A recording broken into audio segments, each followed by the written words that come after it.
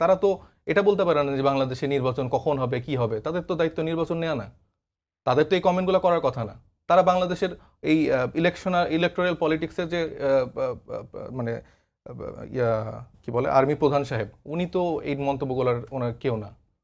উনি দেশের সার্বিক আইন শৃঙ্খলা বাহিনীর জায়গা থেকে এইগুলা দেশের নিরাপত্তার কথা বলবে।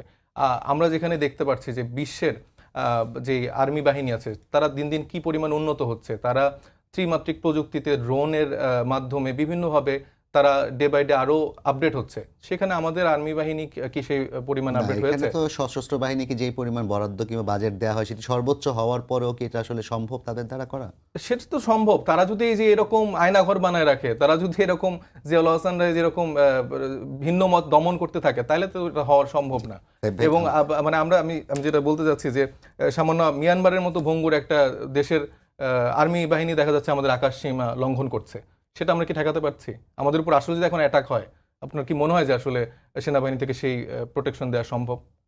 হয়নি, কারণ এই 17 বছর দিয়ে উপরে উপরে একটা বুলি দেওয়া হয়েছে এবং একটা দলীয়করণ করা হয়ে গেছে। এই প্রতিষ্ঠানগুলো, নির্বাচন কমিশন, আর্মি বা এরকম যে প্রতিষ্ঠানগুলো আছে, এগুলো দলীয়করণ করা হয়ে গেছে। এগুলো থেকে বের হতে হবে, সেনাবাহিনীর জন্য সংস্কারের কোনো রূপরেখাও এগুলো বের হতে হবে এবং আর্মির সংস্কার করতে হবে, পুলিশের সংস্কার করতে হবে। এই কথাটা মুখের উপরে বলতে হবে, মানে এখানে ভয় ডরের কিছু নাই।